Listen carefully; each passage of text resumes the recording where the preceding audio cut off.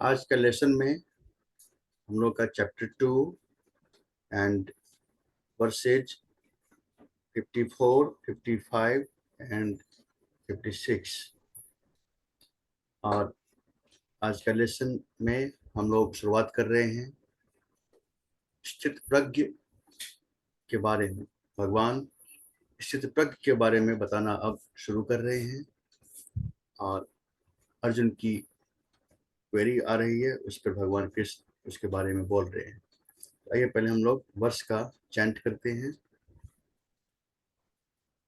अर्जुन उवाच अर्जुन उवाच स्थितप्रज्ञस्य का भाषा स्थितप्रज्ञस्य का भाषा समाधिस्थस्य केशव समाधिस्थस्य केशवः स्थितधिः किं प्रभाषेत स्थितधिं क्या स्थितधिं स्थितधिः किं अच्छा प्रभाषेत स्थितधिय किं प्रभाषेत किमासीत व्रजेत किम् किमासीत व्रजेत किम् श्रीभगवानुवाच श्रीभगवानुवाच प्रजहाति यदा कामान् प्रजहाति यदा कामान् सर्वान् पार्थमनोगतान्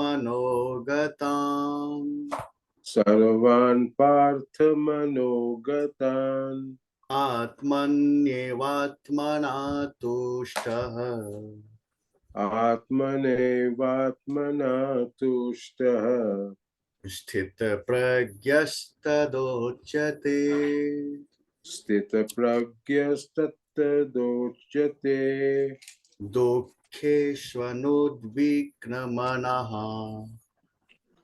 दुःखेष्वनुद्विग्नः सुखेषु विगतस्पृहः सुखेषु विगतस्पृहः वीतरागभयक्रोधा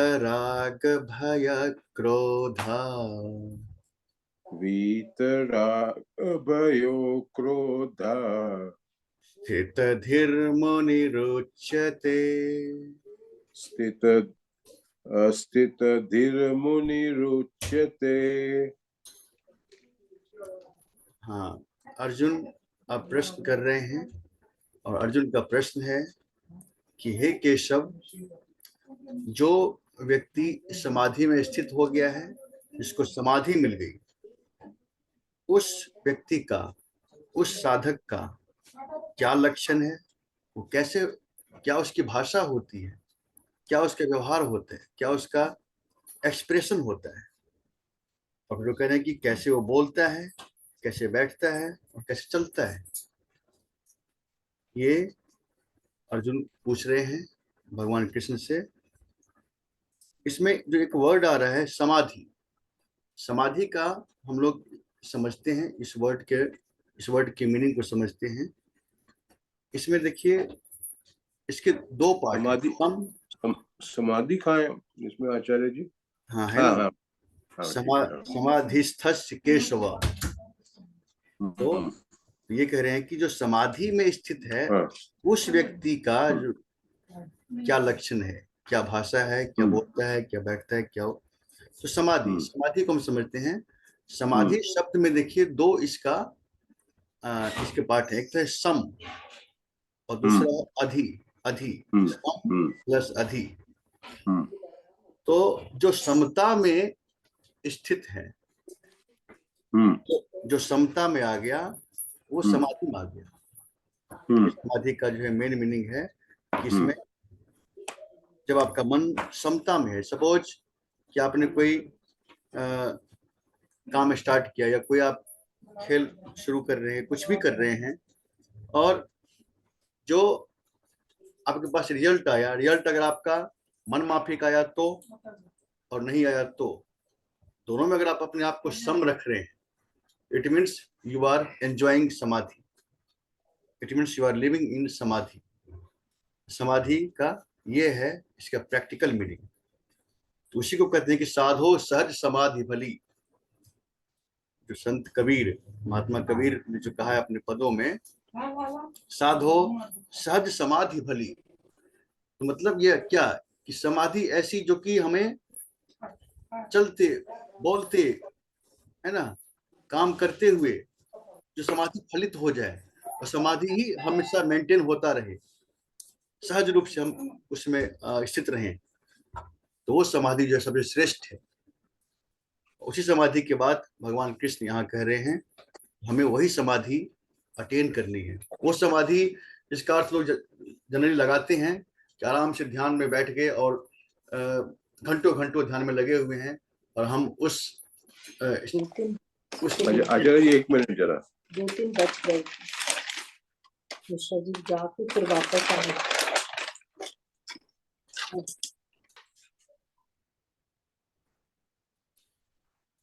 तो इसमें जो वर्ड है समाधि, उसका मीनिंग जो वही है जो कि हम लोग वो अवस्था जो समता की अवस्था है, जिसमें हम सम रहते हैं, और अगर हम हर काम काज करते हुए उस समता को मेंटेन कर रहे हैं, इसका मतलब कि हमारी सहज समाधि अब हमें मिल गई है, जो कि हमें हर 24 आवर्स हमारी वो अवस्था बनी हुई है।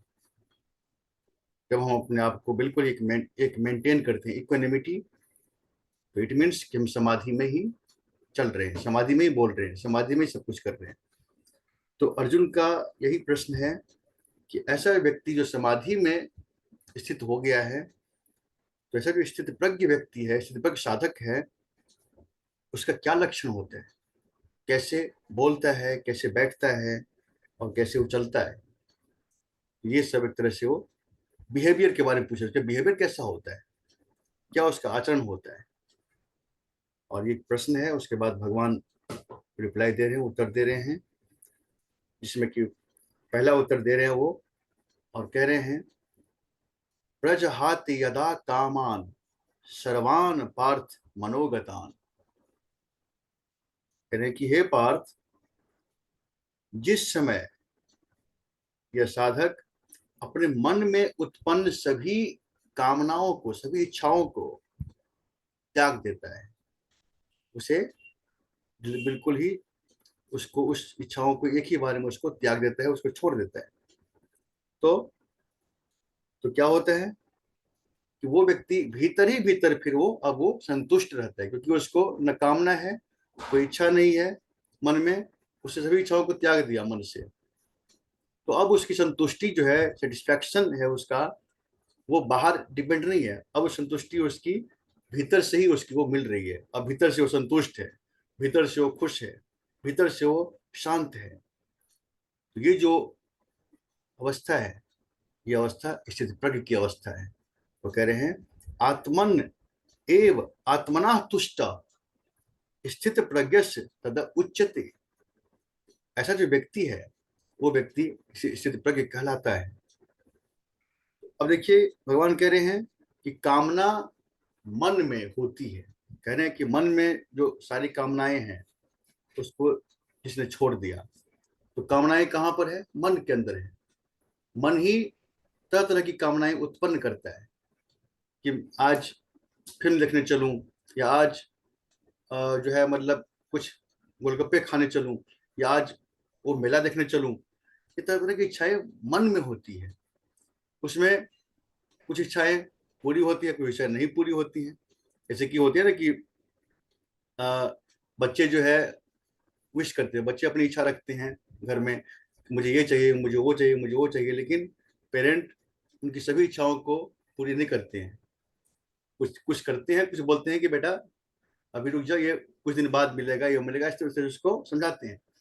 उसी तरह से हमारा मन है, मन के अंदर भी बहुत सारी इच्छाएं होती है, दिन में आती है, उसमें से कुछ हम पूरी करते हैं और कुछ हम मन को समझाते हैं, समझाना चाहिए। अगर व्यक्ति उसके हर इच्छाओं को पूरी करने में अपनी लगन लग जाए, तो वो उसी में उसका समय बीत जाएगा, वो पूरा होगा भी नहीं, क्योंकि एक इच्छा पूरी हुई दूसरी शुरू हो जाती है। ये मन की इच्छाओं का एक मिनट जरा रुक जाइएगा, उसको बोलो कि अब हम नहीं। तो ये जो सारी कामनाएं हैं, इच्छाएं हैं, भगवान कह रहे हैं कि मन में आती है, और इसने मन से इन सभी इच्छाओं को, कामनाओं को ड्रॉप कर दिया, तो वो अब उसकी संतुष्टि, सेटिस्फैक्शन उसका भीतर से ही उसको आएगा। अब उसका सेटिस्फैक्शन बाहर की चीजों पे नहीं है कि ये मिलेगा तभी हम खुश होंगे, वो आएगा तभी हम खुश होंगे, क्योंकि ऐसा कोई भीतर में अब उसका एक्सपेक्टेशन नहीं रहा, कोई उम्मीद नहीं, कोई अपेक्षा नहीं, जो हर तरह की अपेक्षाओं से अपने आप को पार कर लिया। उसका सेटिस्फैक्शन, उसका संतुष्टि, उसका उसकी खुशी उसके भीतर ही उसको मिल जाती है, आत्मा से आत्मा में ही वो खुश रहता है। तो ऐसा व्यक्ति जो है स्थितप्रज्ञ कहलाया। तो उन्होंने पहला लक्षण बताया, जब उसने पूछा है कि स्थितप्रज्ञ क्या क्या लक्षण है, कौन ऐसे व्यक्ति जो स्थितप्रज्ञ है। भगवान ने कहा कि ऐसा व्यक्ति जो अपनी कामनाओं को इसने ड्रॉप कर दिया है, कामनाओं इच्छाओं को ड्रॉप कर दिया है, इच्छाओं की पूर्ति में होने लगा हुआ नहीं है, इच्छाएं को ड्रॉप कर दिया है, और अब वो बस ऐसी उसकी मतलब जीवन चल रहा है, ऑटोमेटिक जीवन चल रहा है, और वो संतुष्ट भीतर से। बाहर की चीजें उसको मिल जाती है तो भी वो ठीक है, नहीं मिल जाती है, नहीं मिल पाती है तो भी वो ठीक है, उसके भीतर कोई फर्क नहीं पड़ता।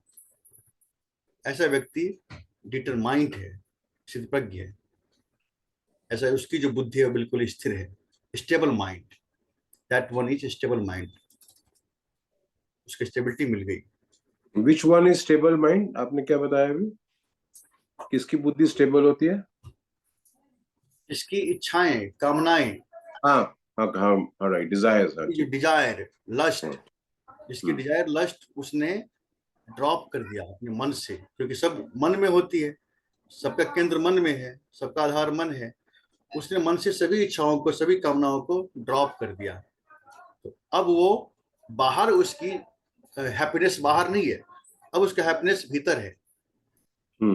अब उसका संतुष्टि, उसका सेटिस्फैक्शन भीतर है, इसीलिए वो व्यक्ति स्टेबल है, अनस्टेबल नहीं है। अब उसका माइंड स्टेबल है। ये उन्होंने कहा स्टेबल माइंड का पहला एग्जांपल दे रहे हैं, और दूसरा एग्जांपल दे रहे हैं जो कि हम लोग सभी डे टू डे वर्किंग में इसको फील करते हैं।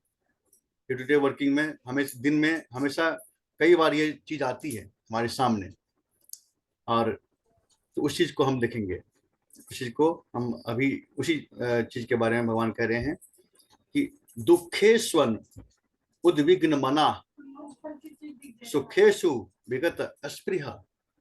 ये कहते हैं कि जो व्यक्ति दुख आने पर घबराता नहीं, और सुख आने पर जो है जिसके मन में स्पृहा नहीं, मतलब अटैचमेंट नहीं, सुख आने पर लगाव नहीं होगा उससे, और दुख आने पर घबराता नहीं है, जिसका मन बेचैन नहीं होता। दुख किस तरह का? दुख मतलब कि कोई भी डिस्टरबेंस आ गया, हम कोई काम कर रहे हैं तो कोई हमें डिस्टर्ब कर रहा है, तो उससे हमारा मन बिल्कुल बेचैन ना हो जाए। और सुख आ गया, हमारे भीतर का बिल्कुल ही जो पोजीशन है, मनपसंद पोजीशन हमारे सामने आ गया, मनपसंद व्यक्ति हमारे सामने है, मनपसंद चीज हमारे सामने है, सुख, उसको सुख बोलते हैं, सुख हो गया, तो उसमें हम अटैच नहीं हो गए, उसमें हम लगाव नहीं हो गया हमारा। तो सुख में लगाव नहीं और दुख में घबराहट नहीं, दो चीज बता रहे हैं भगवान, जो कि जनरली व्यक्ति को हो जाता है। अगर व्यक्ति को सुख आ जाए, ऐशो आराम आ जाए, हर चीज का तरफ से मतलब वो बिल्कुल ही आ जाए, प्रेजर आ जाए, तो वो उसमें अटैच हो जाता है, उसमें बिल्कुल ही डूब जाता है। और अगर कोई दुख आ जाए तो फिर वो उससे घबराता है, उससे भागता है।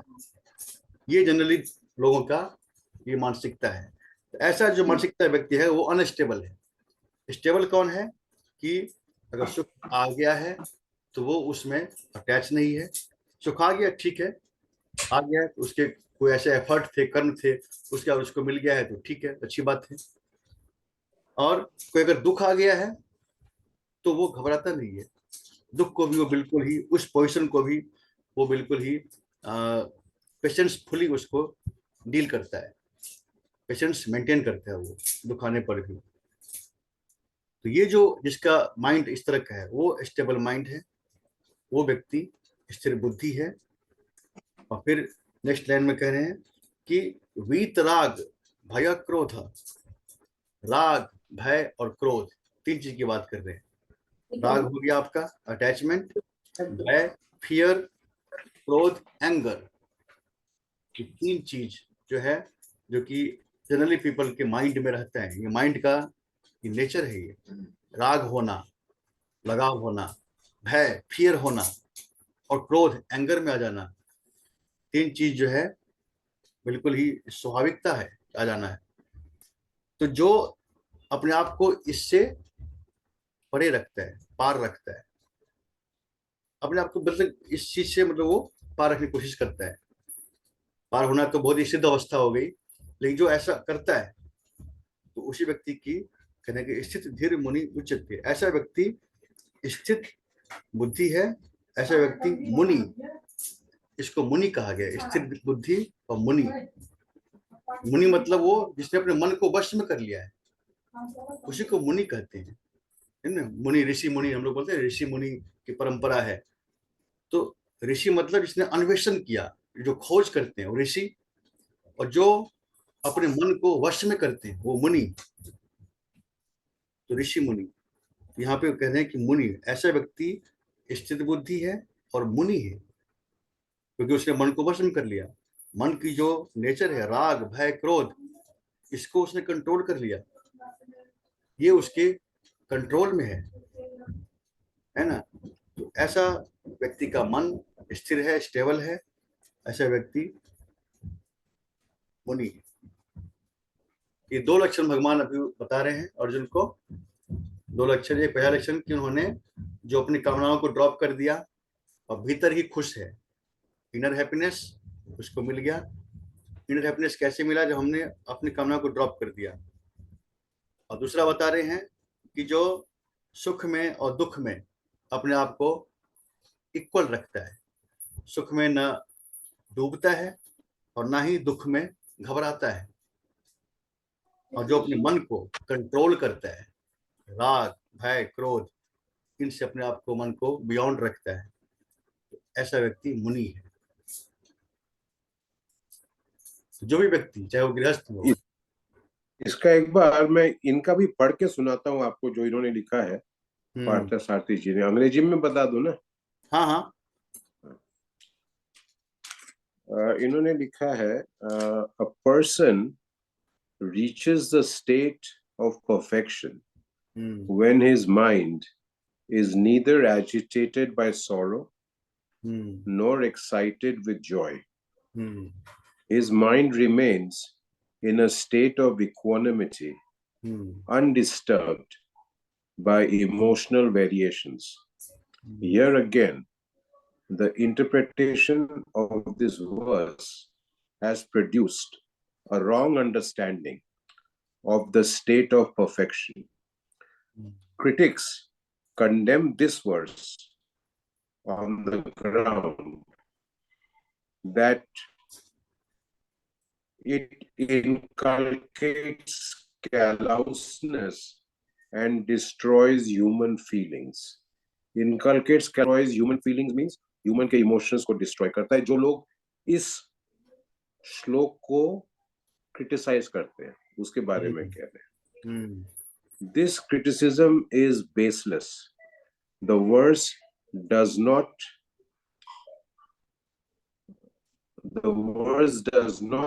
idealize the lack of emotion.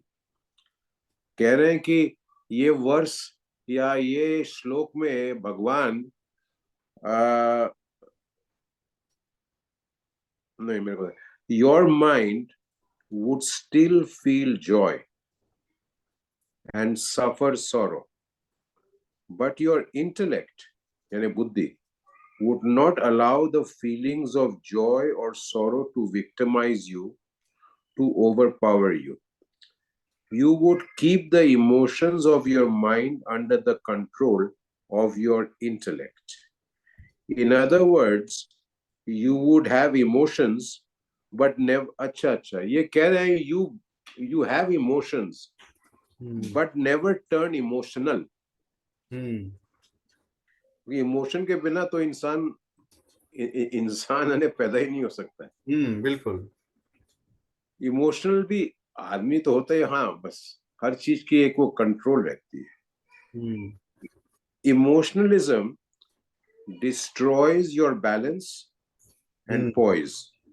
To have emotion is a virtue, but to allow your emotions to interfere with your intellectual judgment and awareness is spiritual weakness.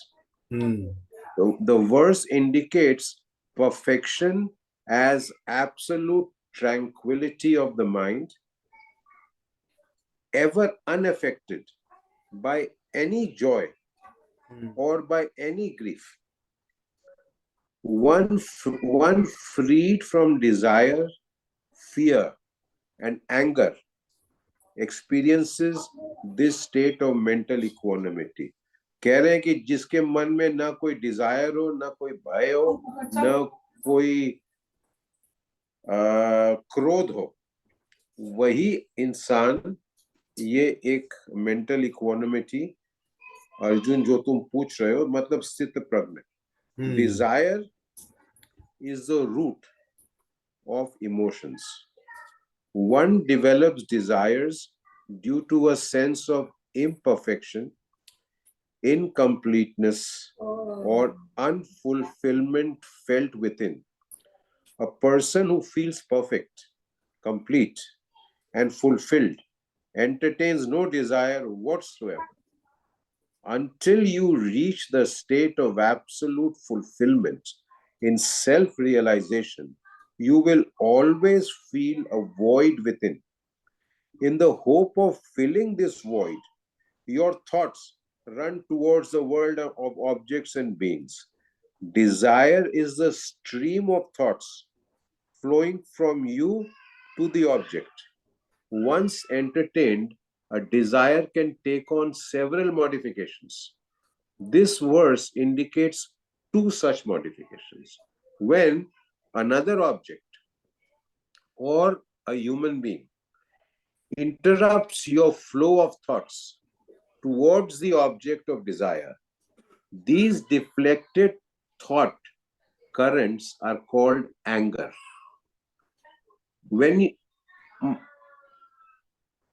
मतलब ये कह रहे हैं कि सपोज आप नोएडा जाने की सोच रहे हो और कोई जबरदस्ती आपको पार्लियामेंट स्ट्रीट भेज दिया, तो वो इंसान को एक गुस्सा आ जाता है कि मैं ये करने वाला तो बीच में टोक दिया, तो वो गुस्सा. तो वो एक कॉज बता रहे हैं गुस्से का, कि when your thought is affected by some person or by some event, you tend to get angry. These deflected thoughts are called anger. When your desires are fulfilled, you begin to entertain fear. फिर आपको डर रहता है कि I will lose it. Then you have fear of losing whatever you have gained. These emotions destroy your firmness of your intellect in the pursuit of truth. A sage matlab rishi. A rishi therefore is one whose intellect is rooted in truth, यानी सत्य में, and free from influence of emotions. मतलब emotion से influence नहीं होता है. इन्होंने ये हमारे पार्थसारथी जी हैं जी, इन्होंने मेरे को स्पिरिचुअलिटी में लाए थे 1981 में, 1981 में. तो ये बॉम्बे रहते हैं, अभी ये 93 या 99, अभी 95 के हैं. तो आप कभी देखिएगा गूगल पे, इन्होंने बहुत अच्छा बनाया एक वेदांता अकेडमी. अच्छा. या आपके लोनावला के पास है. ये पार्थसारथी जी बॉम्बे रहते हैं. और बहुत सुंदर एकेडमी बनाई है, और वहाँ पूरा 3 साल का डिग्री कोर्स है वेदांत पे। और वहाँ काफी फॉरेनर्स भी आते हैं, और वो फुल्ली बोर्डिंग लॉजिंग, आप सपोज वो है वेदांता यूनिवर्सिटी टाइप है वो। और वहां पर वो लोग ज्यादा ध्यान देते हैं how to strengthen your intellect, कि आपके बुद्धि को तीव्र कैसे बनाए, बुद्धि बुद्धि बुद्धि। आचार्य जी मैं बस 2 मिनट में आ रहा हूँ, आपके पास समय है ना 2 मिनट? हाँ बिल्कुल बिल्कुल।